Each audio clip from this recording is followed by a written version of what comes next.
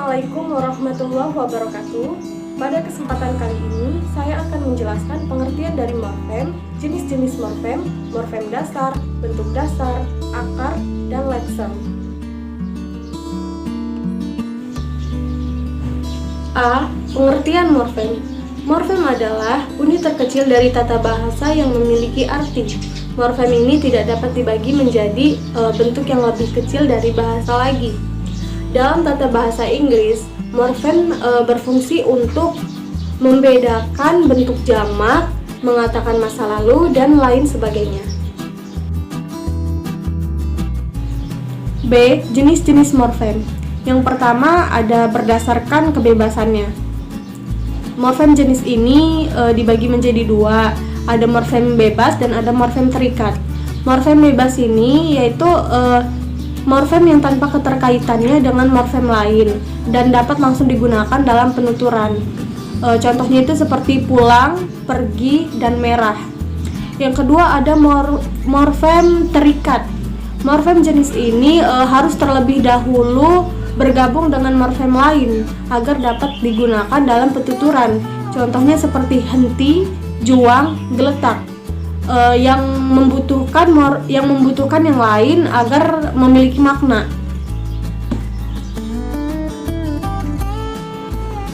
Kedua, morfem berdasarkan keutuhan bentuk. Morfem jenis ini dibedakan atas morfem utuh dan morfem terbagi.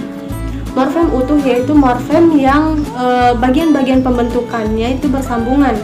Misalnya ter, per, pohon, lihat, dan pun. Sedangkan yang morfem terbagi itu morfem ini bagian-bagian pembentukannya tidaklah bersambungan.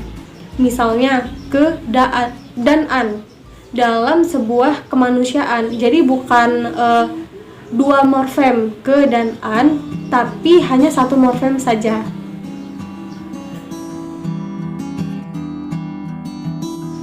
Tiga, berdasarkan kemungkinan menjadi dasar dalam pembentukan kata. Morfem ini terbagi atas dua. Yang pertama ada morfem dasar dan yang kedua ada morfem afiks.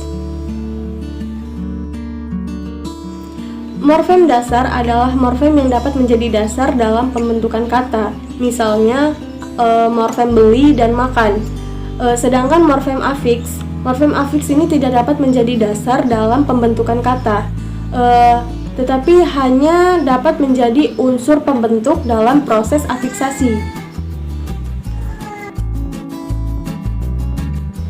Keempat, berdasarkan jenis fonem yang membentuknya. Morfem jenis ini dibagi menjadi morfem segmental dan morfem suprasegmental. Morfem segmental. Morfem segmental adalah morfem yang dibentuk dari fonem-fonem segmental. Morfem ini yakni berupa bunyi dan dapat disegmentasikan. Misalnya seperti morfem lihat, ter, dan lah. Lalu ada morfem suprasegmental. Morfem ini terbentuk dari nada, tekanan, dan intonasi. Kelima, berdasarkan kehadirannya secara konkret. Morfem jenis ini dibedakan menjadi dua. Yang pertama morfem wujud dan yang kedua morfem tak wujud. Morfem wujud ini morfem yang secara nyata itu ada, sedangkan morfem tak wujud itu kehadirannya itu tidak ada. Dan morfem tak wujud ini hanya ada pada bahasa Inggris. Keenam, berdasarkan ciri semantik. Morfem jenis ini dibedakan menjadi dua. Yang pertama yaitu morfem bermakna leksikal dan juga morfem tidak bermakna leksikal. Mengapa demikian? Karena di dalam dirinya itu secara inheren itu sudah memiliki makna. Kalau morfem yang bermakna leksikal itu dapat menjadi unsur dalam penuturan, maka morfem yang tidak bermakna leksikal itu tidak akan dapat. C. Morfem dasar, bentuk dasar, akar, dan leksem. Yang pertama ada morfem dasar. Sebuah morfem dasar dapat menjadi bentuk dasar atau dasar base dalam proses morfologi. Artinya dapat diberi afiks tertentu dalam proses afiksasi, dapat diulang dalam proses reduplikasi, dan dapat digabungkan dengan morfem lain dalam proses komposisi dan pemajemukan. Yang kedua ada bentuk dasar. Bentuk dasar atau base ini biasanya digunakan untuk menyebut suatu bentuk menjadi dasar dalam suatu proses morfologi. Yang ketiga ada akar. Istilah akar atau root ini biasanya digunakan untuk menyebut suatu bentuk yang tidak dapat dianalisis lebih jauh lagi.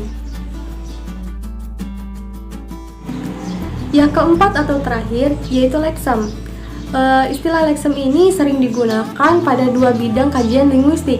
Yang pertama bidang morfologi dan yang kedua adalah bidang semantik.